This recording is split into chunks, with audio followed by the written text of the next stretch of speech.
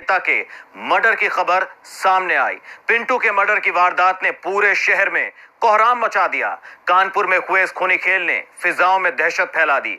आखिर कौन थे वो कातिल जिन्हें पहले से पता था कि पिंटू मौके पर समझौते के लिए आने वाला है? अब यह सवाल पुलिस के लिए भी एक बड़ी चुनौती बना है। देखिए रिपोर्ट।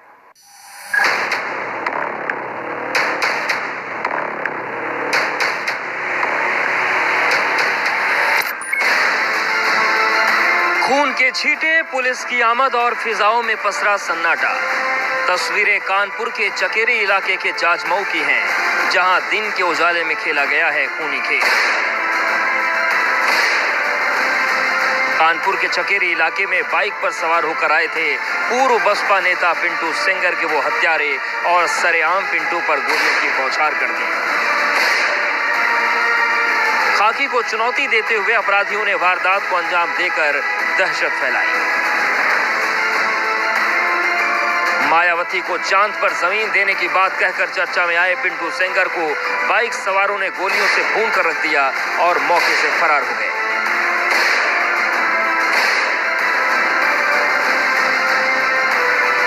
दावा है कि पिंटू सेंगर चकेरी के जाजमऊ इलाके में सपा नेता चंद्रेश सिंह के घर पर किसी जमीनी विवाद को सुलझाने के लिए पहुंचे थे। समझौते के लिए सपा नेता चंद्रेश सिंह के घर के सामने पहुंचे ही थे कि बाइक सवार दो बदमाशों ने पिंटू सेंगर पर ताबड़तोड़ गोलियों की बौछार कर दी, जिसमें पिंटू की मौके पर ही मौत हो गई। साथ बैठ के कुछ बातें होनी थी। वो जमीनी विवाद सामने आ रहा है, क्या है? नहीं, विवाद नहीं था, सुलह समझौता कंप्रोमाइज का मसला था। उसमें बस तारीख तय होनी थी। तारीख तय थी, उसी में कुछ समय लेने की बात हो रही थी कि 15 दिन समय आगे पीछे करने का मसला था।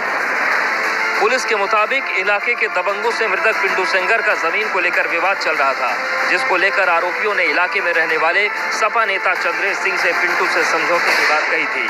तभी पिंटू समझौते के लिए चंद्रेश के घर पहुंचे थे।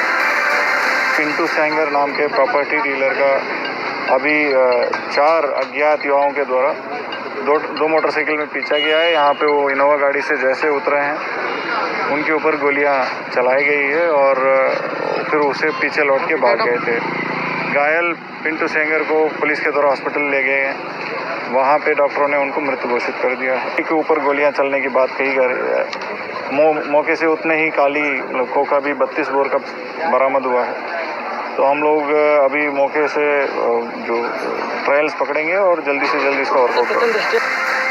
गाड़ी में बैठे पिंटू पर गोलियां बरसाई गईं। दावा है कि बाइक सवार हमलावर पिंटू सेंगर का पीछा कर रहे थे और जैसे ही वो अपनी इनोवा गाड़ी से नीचे उतरे, हमलावरों ने उन पर फायरिंग शुरू कर दी। घायल अवस्था में पिंटू सेंगर को रीजेंसी हॉस्पिटल ले जाया गया, जहां पर डॉक्टर्स ने उन्हें मृत घोषित कर दिया। किन्होंने चलाई थी, क्या नाम है? 4 लोग थे, 2 चला रहे थे, 2 मुंह बांधे थे। क्या नाम है आपका?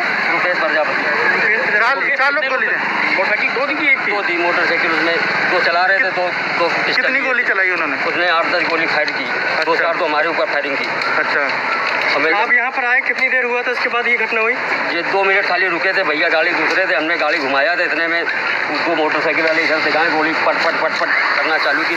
पिंटू का कद कितना बड़ा है, इसका अंदाजा इस बात से लगाया जा सकता है कि वारदात के बाद सीधे लखनऊ से डीजीपी मुख्यालय ने पिंटू का आपराधिक इतिहास जारी किया। डीजीपी मुख्यालय ने जारी किया इतिहास। कानपुर में पिंटू सेंगर पर 28 मुकदमे दर्ज। 4 थानों में पिंटू सेंगर पर 28 मुकदमे दर्ज थे। चकेरी थाने में सबसे ज्यादा मुकदमे दर्ज थे। गुंडा एक्ट से लेकर 7 CLA हत्या के प्रयास का केस, कई मामलों में चार्जशीट भी दाखिल हो चुकी थी।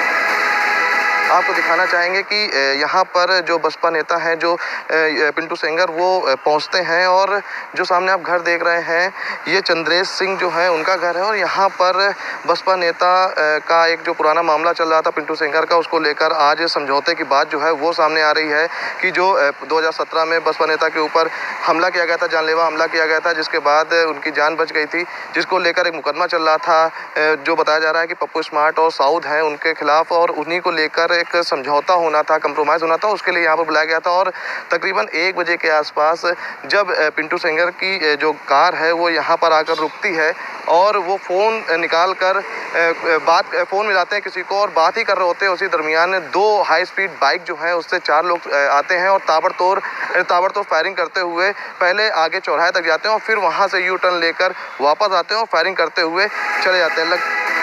पिंटू की हत्या के बाद पूरे शहर में कोहराम मचा हुआ है। दिन दहाड़े हुई इस वारदात ने पूरे इलाके में सनसनी फैला दी, क्योंकि पिंटू कोई छोटा मोटा नाम नहीं था।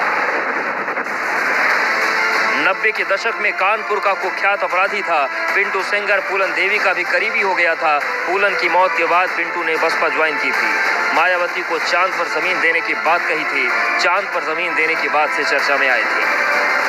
वहीं अगर पिंटू सेंगर के इतिहास की बात की जाए तो पिंटू सेंगर पूर्व जिला पंचायत सदस्य भी हैं। इससे पहले वो समाजवादी पार्टी से भी राजनीति कर चुके हैं। साथ ही साथ बहुजन समाजवादी पार्टी से भी राजनीति की है और मायावती के जन्मदिन पर चांद पर जमीन देने की जो उन्होंने प्रस्ताव रखा था उसको लेकर वो सुर्खियों में आते। तो वहीं फूलन देवी के भी बेहद करीबी माने जाते थे पिंटू सेंगर और इनका कानपुर में कई थानों में आपराधिक इतिहास है। कई थानों में इनके दर्जनों मुकदमे दर्ज हैं। वहीं अगर चकेरी की बात की जाए तो चकेरी में लगभग 28 जो मामले हैं वो दर्ज है और ये इनकी हिस्ट्री शीट जो है वो भी खुली है। फिलहाल वारदात के बाद पुलिस महकमे में भी हड़कंप मचा हुआ है और अब पुलिस को तलाश है पिंटू के कातिल की, जिसने पूरे इलाके में दहशत फैलाई।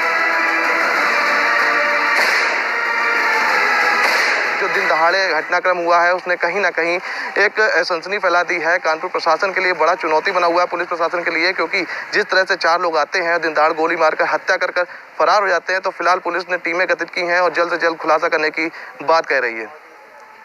वीडियो संकेत के साथ प्रभात अवस्थी, एबीपी गंगा, कानपुर। बाहुबली फिल्म नहीं, हम बात कर रहे हैं असल जिंदगी